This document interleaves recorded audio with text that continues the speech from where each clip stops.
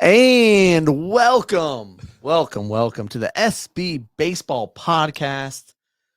It's been a while, but we're back. You know, the Hall of Fame brought us back. Oh yeah, your pals Alan and Rapid Dave. I'm Alan. Rapid Dave.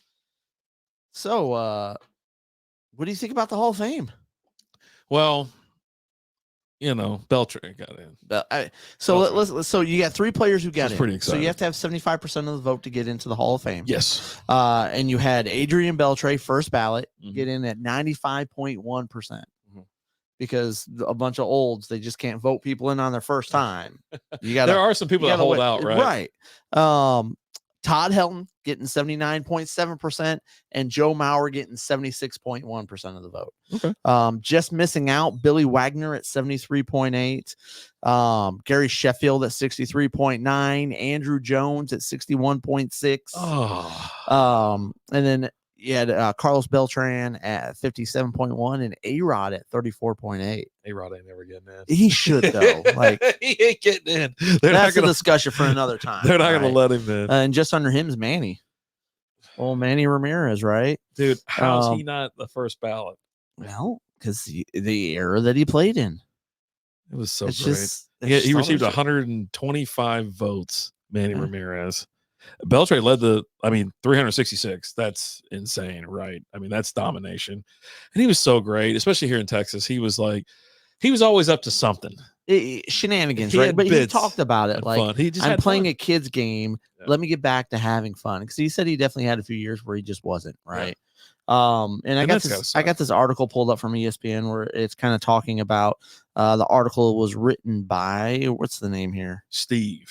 It doesn't. I don't see a name. That's weird. Are you on the winners and losers? The 2024 results? The one above that one. The why these guys get into the Hall of Fame. You're doing great. I knew you were going to be prepared.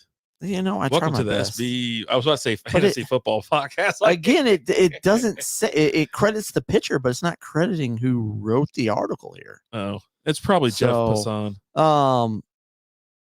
Man, maybe. I mean, Dave Schoenfeld wrote the article. How about Alden Gonzalez? Oh no, Dave Schoenfeld. Okay, I'm sorry. I was looking a little bit further down. ESPN senior writer. But he talks about let's start off with Belts. Beltre. One of the top reasons he got written down here is leaving Seattle. You know, he left Seattle. He was a much better hitter on the road than he was there in Seattle. And it's just the way the ballpark is, right? Safeco Park. He remained a strong defensive player. He won 2 Golden Gloves with Seattle, and he won 3 with Texas. You know, he was just always you never had to worry about your third baseman when he was playing. Never. Like, you know, and durability. He averaged 148 games per season from the ages of 31 to 37. He only had like one quirk, but it was a funny quirk. You know what it is? He didn't want to be touched. Well, no, his head. Yeah, he didn't want his head to be touched. The top of his head. So, like, as soon as he come in, Elvis would grab his helmet off his head. And you would have like a pop fly be hit to him, and Elvis is lining up next to him like he's going to catch it. And not just that, like him and Miggy was always fun. Yeah. Like him and Miguel Cabrera, they were just always messing with Miggy was always messing with him. And whatnot. Cup checking them, and just the guy liked to have a lot of fun. Yeah. And he was just really great. Like, yeah. That's who won. He won, and the fans have been winning for years watching him. It was great to see him during the World Series as well. You know, he was a big part of the playoff run as far as like this year, you know, showing up and being there, right? Tons of support. And you know, so excited to see him get the call, right? Did you see the video? Yeah. Oh, yeah. It's great. Yeah. It really is. And I mean, it was one of those, again, it was an easy one, right? Now he got into the league really young. He's 15th all time in games played, second in games at third base, 18th in plate appearance. So he just longevity, right? Just playing for so long. Yeah. Yeah. Next up, you got Todd Helton. Got 307 votes. Yeah. He lifetime 316 hitter. Wow. He played 17 seasons. He is his peak from 2004, just 372, 336, 328, 358, 347 batting average. The guy just got on base. Yeah. And he played his entire career, 17 years with the Colorado Rockies. Colorado Rockies. I don't know why I have to say it like that. Who is the Colorado Rockies? Yeah. It also helped out that the ballot got cleared. A lot of players have been voted in over the last several years, where you had 4 people in 2019 get in there. His teammate Larry Walker, Fred McGriff, all these guys getting in there, as well as there were some players that kind of fallen off with Curt Schilling, Barry Bonds, and Roger Clemens having been on their 7th ballots. Yeah. And again, like I said, 316 lifetime hitter. That's impressive. I mean, that's crazy. That's just crazy. That's the guy was always there. And then Joe Mauer, one of the best catchers ever to play the game. Yeah. Right. He played both. He was a catcher, but he also could fill in at first base and whatnot. First base and DH kind of towards the end of his career a little bit more. And he spent his entire career at the Minnesota Twins, 15 years. Yeah, he had a total of 9 full seasons behind the plate. And then he moved over to first. It's a little tough spot. His WAR then was 39, which ranks 5th all time for catchers. Jeez. During that period. His MVP season of 2009 was the best season ever by a catcher.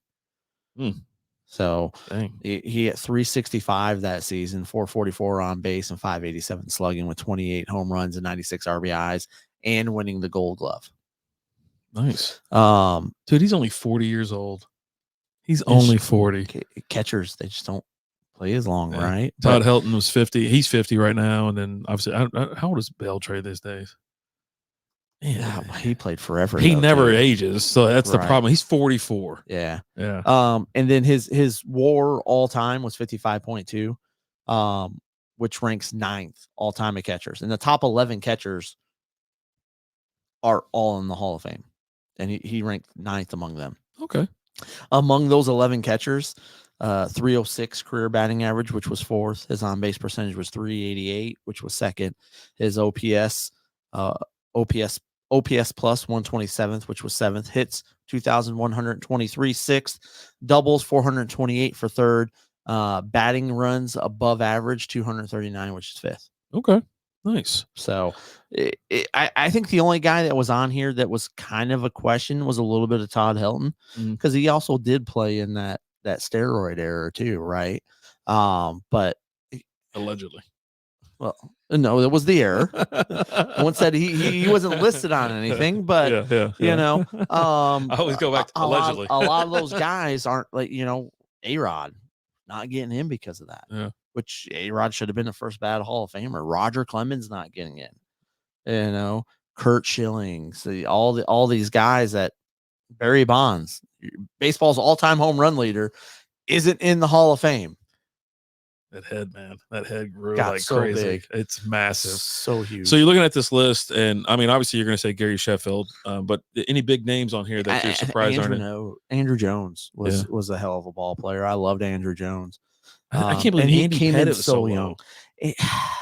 Talking 52 votes, man. 13.5%. Yeah. And he was I don't know how long. I haven't pulled his stats up in a long time, but he's a legendary Yankees pitcher.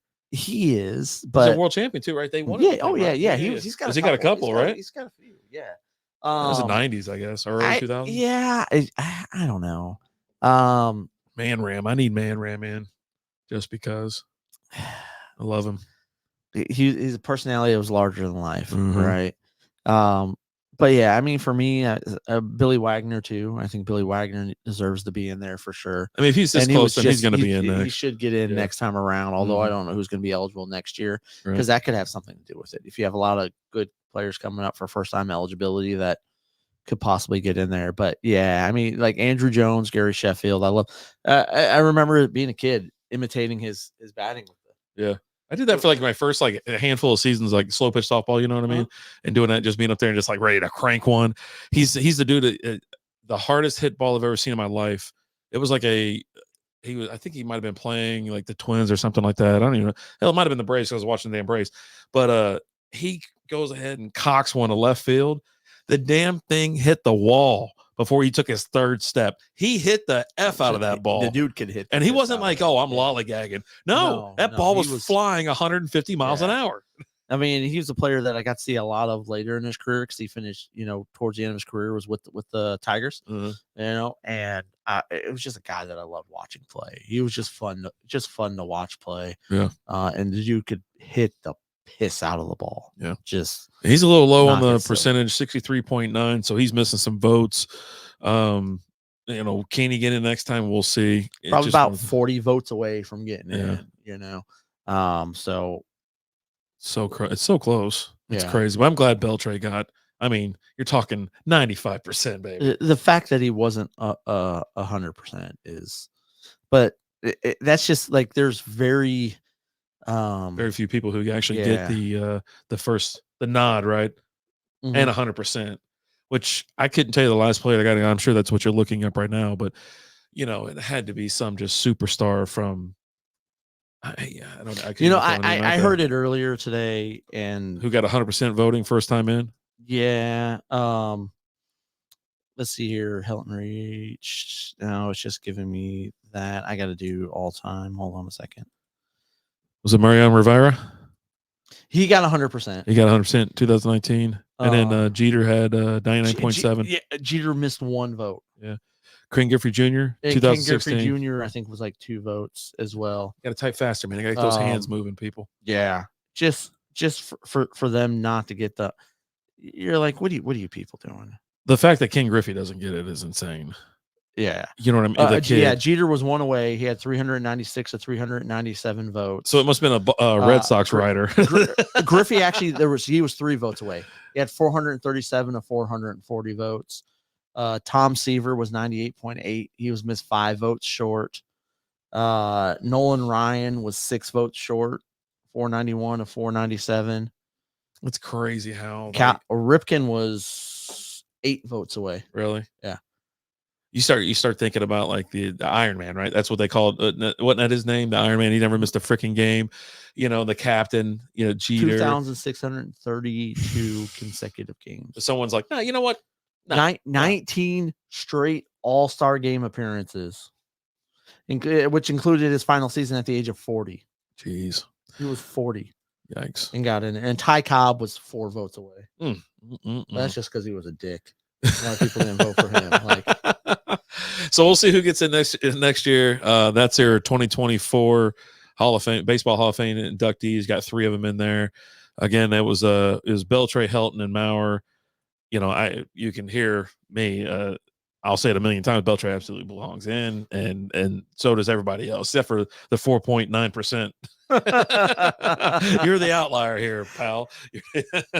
The people have spoken. So, yeah, cheers to him. Love the reaction. You can watch that video anywhere. It's uploaded everywhere. So check it out. You can see some like real reaction, emotion from him and his family and things like that. So yeah, Pedroia will be eligible next year. Oh, give me.